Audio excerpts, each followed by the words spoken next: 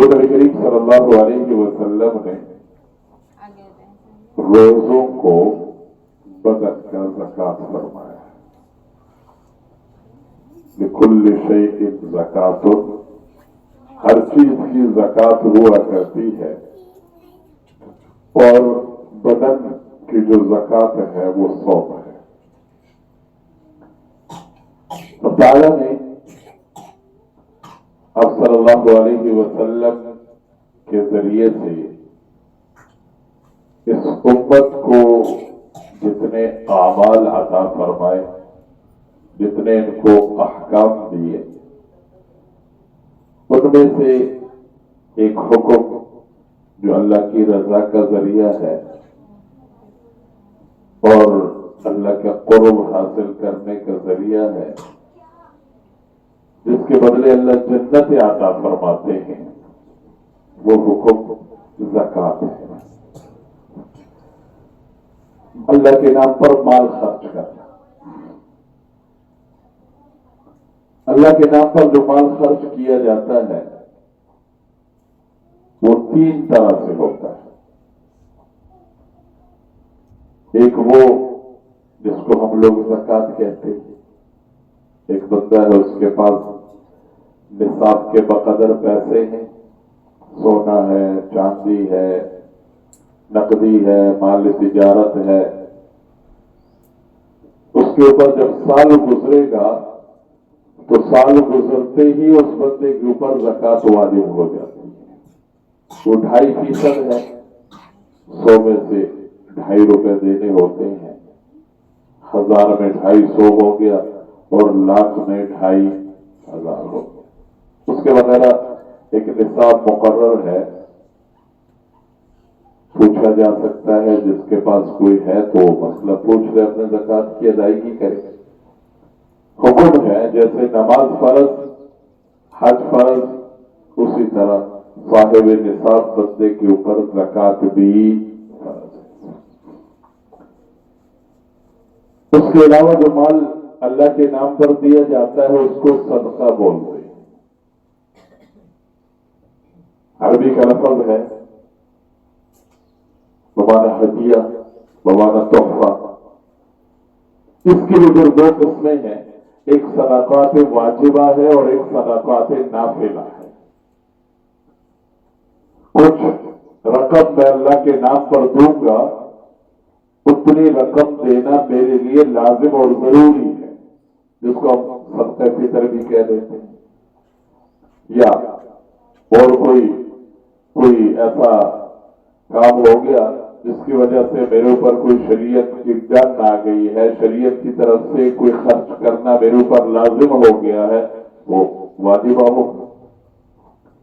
تیسرے نمبر پر جس چیز کی طرف آنا چاہتا ہوں اس کو کہنا ہے صدقات نافلہ، اللہ کے نام پہ دینا. تمام کے تمام انبیاء علیہ الصلوۃ والسلام کا خاص وصف رہا ہے اللہ کے نام پر دینا. خصوصاً حضور نبی کریم صلی اللہ علیہ وسلم کا وصف خاص تھا. آپ صلی اللہ علیہ وسلم کی خصوصی خوبی وہ اللہ کے نام پر دینے کی تھی. اپنے پاس کچھ نہیں ہوتا تھا، سارا اللہ کے نام پر خرچ کرتے تھے. اور پھر خاص طور پر جب رمضان کا مہینہ آتا تو حضرت عائشہ صدیقہ رضی اللہ تعالیٰ عنہ فرماتی ہے کہ حضور نبی کریم صلی اللہ علیہ وسلم رمضان کے مہینے میں ایسے اللہ کے نام پر دیا کرتے تھے جیسے ہوائیں چلنی شروع ہو جاتی. اس کو کہتے ہیں 2 ماہ حتنا لطف کے آپ صلی اللہ علیہ وسلم دیتے. صدقہ بہترین عمل ہے اور ہر طرح سے یہ صدقہ باعث برکت بھی ہے، باعث رحمت بھی ہے، باعث سکون بھی ہے. اب صلی اللہ علیہ وسلم نے اپنے امت کو تلقین کرتے ہوئے ارشاد فرمایا الصدقۃ ترد البلاء، کہ اللہ کی طرف سے جتنے مصیبتیں آ رہی ہوتی ہیں، اگر بندہ اللہ کے نام پر دینے والا ہے، صدقہ کرنے والا ہے، जितना उसके बस में, उसके तौफीक में है, जो कोई चीज उसके पास मौजूद है वो अल्लाह के नाम पर देता है, तो आने वाली मुसीबतें उस सदक़े की वजह से टल जाती। सदक़तु तुरद्दुल बला, आने वाली मुसीबतें अल्लाह सदक़े की वजह से टाल देते हैं।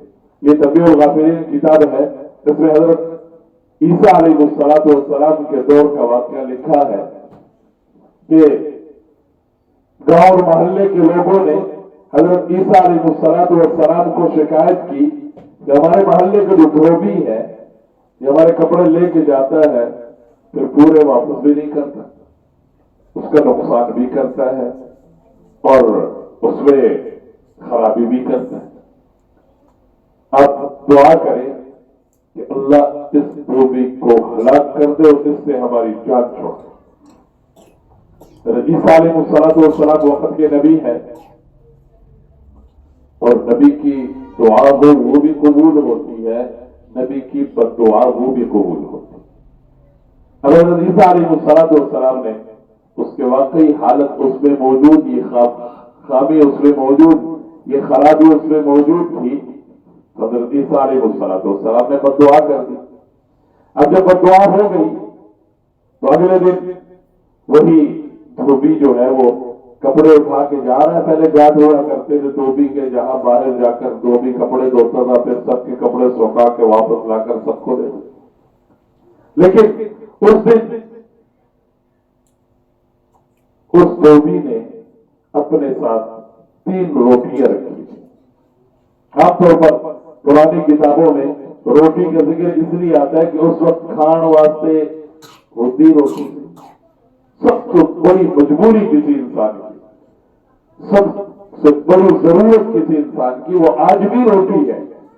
लेकिन कौन खान पीन से बहुत सारी सेवा आ गई हैं, जो रोटी ना मिले तो बंदा चावल खा ले, चावल ना मिले तो बंदा ब्रेड खा ले, और कोई चीज खाने के मिल जाती है, मेरे भूखा नहीं बंदा मरेगा।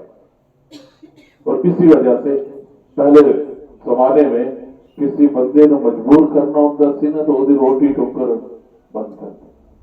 अल्लाह माफ फरमाए, ऐसे वाकयात मिलते हैं कि कोई बंदा कोई बंदी गुनाह वास्ते इस वास्ते मजबूर है कि वो आप भूखे या उसकी औलाद भूखी। तो अब तो अल्हम्दुलिल्लाह बहुत फरावानी हो गई है, खुद ना हो तो किसी के पास ना हो तो अल्लाह कोई ना कोई बंदोबस्त, कोई ना कोई इंतजाम कर ही दे। तो उस धोबी ने 3 रोटियां ली। अब जब पहाड़ की तरफ गया जहां वो घाट था, चश्मा था जहां वो कपड़े धोता था, वहां पर एक आबिद रहता था, अल्लाह वाला। उस दिन वो आबिद धोबी के पास आया और पूछा, तेरे पास कोई खाने को है, कोई रोटी? अगर है तो जरा मेरे सामने कर दो ताकि मैं उससे देख सकूं या उसके भूख सूंघ सकूं, क्योंकि कर्जा हो गया मैंने खाना। सिर्फ रोटी वेखण नो तरस रहे ने, रोटी सूंघण नो तरस रहे ने। मेरे और आपके अल्लाह माफ फरमाए, घर के जो बर्तन धोने वाली जगह है या जहां रोटियां खुश्क रखी जाती है, सूखी रोटियां, अब अंदाजा कर ले कितना हम रिज़्क़ के बेहतरामी नालियों में, अल्लाह माफ फरमाए, रिज़्क़ जो है वो रुलता जाता है। पूछ होगी इसके बकायदा। अब सल्लल्लाहु अलैहि वसल्लम ने इरशाद फरमाया, कुरान करीम की जो आयत है ना, सुम्मा लतुसअलुन्ना यौमइज़िन अनिन नईम, साढ़े आज इस दौर के अंदर सबसे सस्ती चीज, सबसे ज्यादा जाया करने वाली चीज वो पानी। टूटी खोल लेंगे, साथ विश्वास करना शुरू कर देंगे, उधर विश्वास करी जा रहे हैं, उधर टूटी, उतना विश्वास का सवाब नहीं पा सकेंगे जितना पानी जाया करने का वबाल और गुनाह। बच्चियां घरों में बर्तन धोएगी, एक को मांझ रही है, एक को साफ कर रही है और टूटी। सल्लल्लाहु अलैहि वसल्लम ने इरशाद फरमाया, सुम्मा लतुसअलुन्ना यौमइज़िन अनिन नईम, कल क़यामत के दिन ये अल्लाह ने पूछ लिया, एक नेमत के बारे में पूछ लिया इसको अल्लाह कुरान में फरमाते हैं कि क़यामत के दिन अल्लाह अपने नेमतों के बारे में पूछेंगे तो सबसे पहले पूछेंगे, मेरे बंदे मैंने तुझे ठंडा मीठा पानी नहीं दिया? अल्लाह की नेमतों के मुकाबले में मेरी और आपकी क्या इबादत है? अल्लाह की नेमतों के मुकाबले में मेरी और आपकी क्या औकात है? मेरे और आपके क्या आमाल है? एक बुजुर्ग का वाक़या लिखा है ना, कहने लगे जी ख्वाब देखा, क़यामत कायम हो गई है, और बुजुर्ग भी ऐसे जिन्होंने सारी जिंदगी सजदे में गुजारी, ख्वाब देख रहे। अल्लाह ने पूछा, हाँ मेरे फजल से जन्नत जाएगा अपने अमल के बदले? करे जी मैं अपने अमल के बदले जन्नत जाऊंगा, मेरी सारी जिंदगी कीता क्या हमारी? अल्लाह ने फरिश्तों से फरमाया, ठीक है जरा इसको जहन्नम से दूर का ना गेड़ा लगवा दो। अब जब चक्कर लगवाया, जहन्नम की गरमाइश है, वहां की गर्मी की वजह से, तपश की वजह से प्यास लगी, सामने फरिश्ता आया खड़ा है, उसके हाथ में पानी है, गिलास है, और गिलास भी शीशे का है, और पानी जो है वो ठंडे होने की वजह से बाहर उसके असरात है। पूछा पानी? ने कहा इससे बेहतरी कोई नहीं मिलता। क्यों दोगे?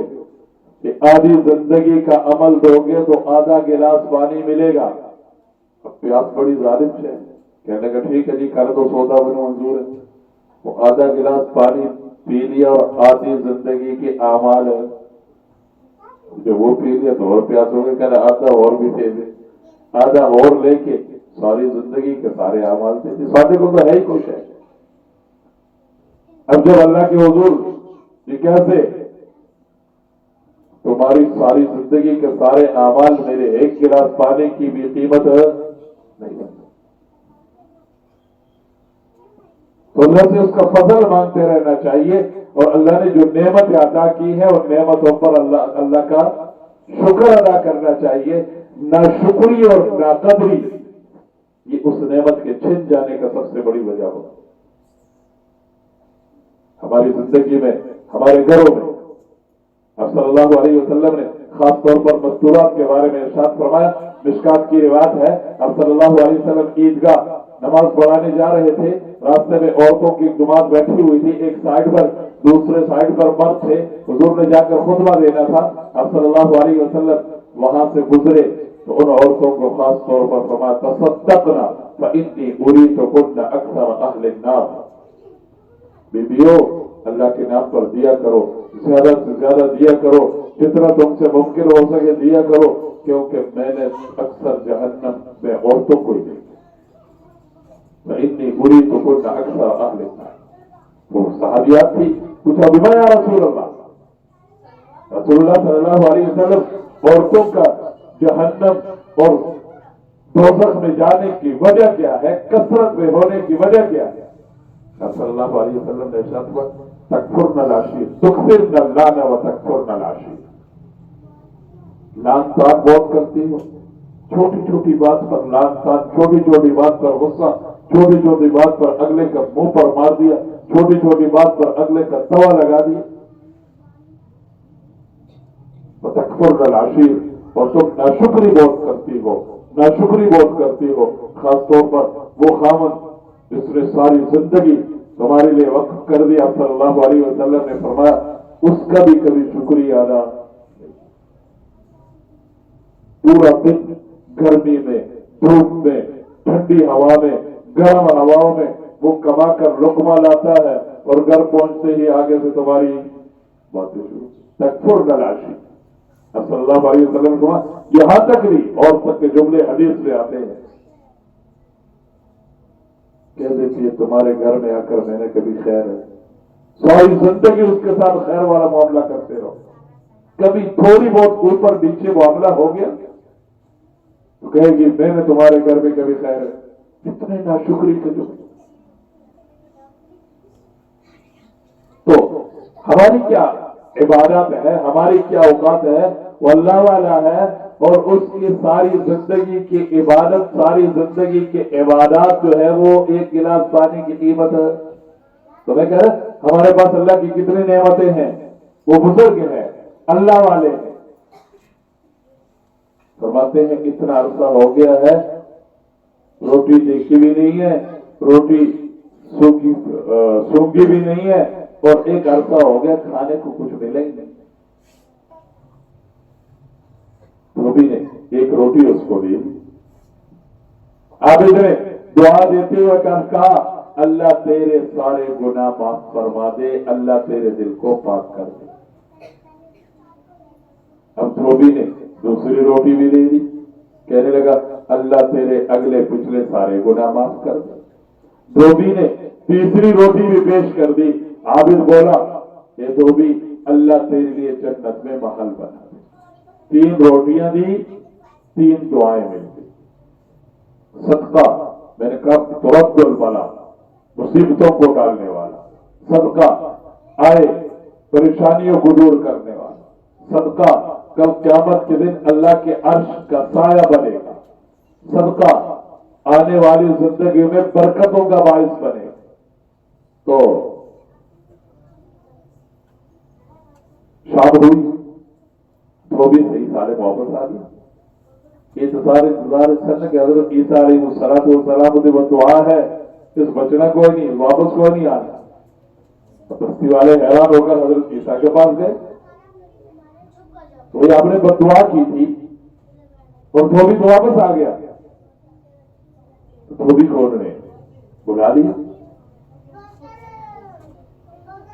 और पूछा, सच बता आज तूने कौन सा अमल किया?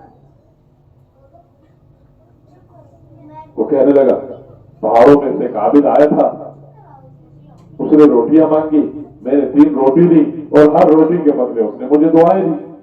ईसा अलैहिस्सलाम जरा अपने कपड़ों वाली जो गांठ है, जो गठरी है, इसको खोल कर देखा। उसे खोला तो क्या देखते, एक सयाह सांप बैठा हुआ है, मुंह में लोहे की लगाम है। धोबी के जिन कपड़ों को उसने खोलकर देखकर उसको धोना था, उसमें काला सांप है, लेकिन सांप के मुंह में लोहे की लगाम है, वो चक नहीं मार सकता और किसी को डस नहीं सकता, किसी को खा नहीं सकता। अपने सांप को पूछा हज़रत ईसा अलैहिस्सलाम ने, तो उसने कहा, लब्बैक या नबी अल्लाह, मैं तुझे इस शख्स की तरफ नहीं भेजा गया था? तो बोला, बेशक, लेकिन उसके पास एक आबिद आया, उसने रोटी मांगी और उसने रोटी दी और हर रोटी के बदले उससे दुआएं देता रहा। एक फरिश्ता पास खड़ा उस आबिद की दुआ पर आमीन कहता रहा। उस पर अल्लाह ने एक फरिश्ता भेजा जिसने मुझे लोहे की लगाम पहना दी और मुझे इससे डसने से रोक दी। हज़रत ईसा अलैहिस्सलाम ने धोबी से फरमाया, उस आबिद पर सदका करने की बदौलत तेरे पिछले सारे गुनाह माफ हो गए, अब नए सिरे से अपनी जिंदगी शुरू कर और आमाल वाली जिंदगी इख्तियार कर ले। कैसे सदके ने उस धोबी के जान बचा ली। एक वक्त था, अभी जो बड़ी उम्र की बीवियां घरों में, देखो हर बंदे की अपनी हैसियत के हिसाब से उसने अल्लाह के नाम पे देना। कोई लाजमी नहीं है कि हर एक को पैसे दिए जाए, कोई लाजमी नहीं है कि हर एक को खाना दिया जाए, कोई लाजमी नहीं है कि हर एक को कपड़े दिए जाए। बल्कि मैंने खुद अपने बड़ों को देखा है, कोई गरीब बीवी आ गई, चाय की पत्ती अगर सामने पड़ी हुई है ना, तो उसमें से थोड़ी सी निकाल कर जाते हुए चीनी थोड़ी सी दे दीजिए। पहले जमाने गरज गुड़ होता थी, गुड़ दे देता, दूध पड़ा हुआ घरों में थोड़ा सा गिलास में डाल दे, चलो भाई बच्चों के लिए चाय बन जाए। रोटी तैयार है, पराठे तैयार है, कोई एक पराठा उसको लपेट कर दे दिया। ये बड़ों की आदत थी, जिसकी वजह से घरों में बरकतें थी, सुकून था, आराम था। कब आता था, ज्यादा खा लेते थे, अब ज्यादा आता है और कब को भी पूरा आने में ज्यादती हो गई, तादाद में ज्यादा हो गए, लेकिन बरकतें उठ गई। और मैंने कल परसों भी बात की थी, अल्लाह ने बरकतें, घर की बरकतें खास तौर पर अल्लाह ने औरत के साथ जोड़ी हुई।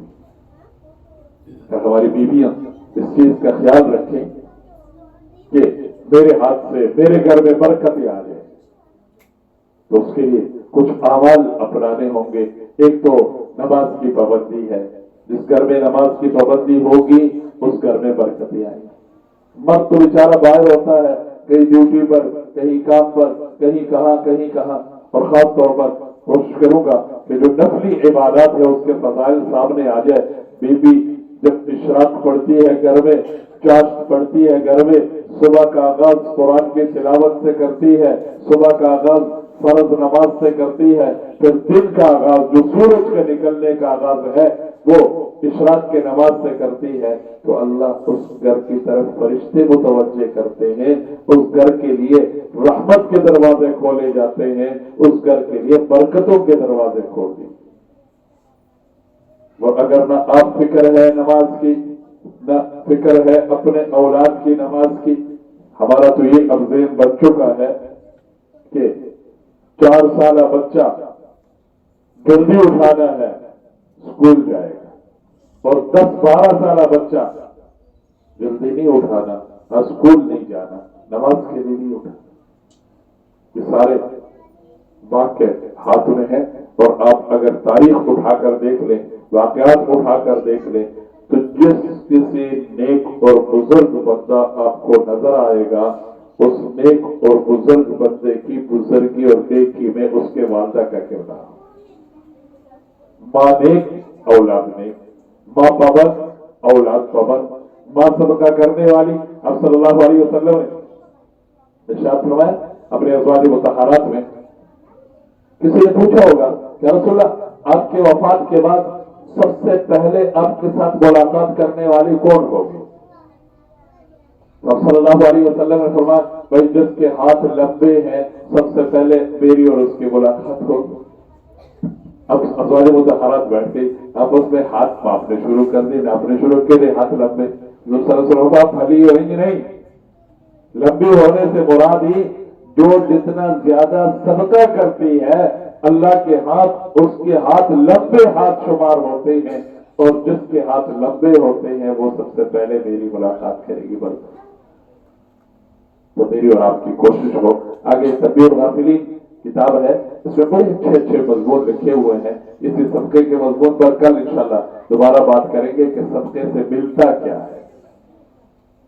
एक तो मुसीबतें टलती हैं, परेशानियां दूर होती हैं, फिर खासतौर पर रमजान का महीना, यहाँ पर तो एक अल्लाह 70 के बदले कबूल फरमाते हैं, एक अल्लाह 7 लाख के बदले कबूल फरमाते हैं, एक अल्लाह 70 लाख के बदले कबूल फरमाते हैं। कोशिश ये होनी चाहिए जैसे आप सल्लल्लाहु अलैहि वसल्लम का सुन्नत अमल है, एक सदक़े फितर वो तो देना ही देना है, ज़कात वो तो देनी ही देनी है। मेरी और आपकी कोशिश ये हो कि हम अपने जेब खर्च से, अपने पास मौजूद पैसों से अल्लाह के नाम पर फकीर फुकारा मसाजिद मदारस में वैसे ही देते जाएं।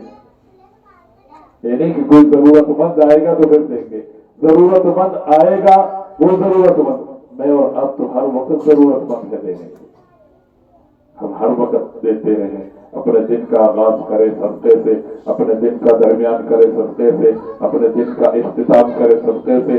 बल्कि अगर कोई रोजाना की तरतीब नहीं बनती, मस्जिद भी आ जाते हैं, बाहर चौक चौराहों में भी कोई गरीब फकीर मिल ही जाता है।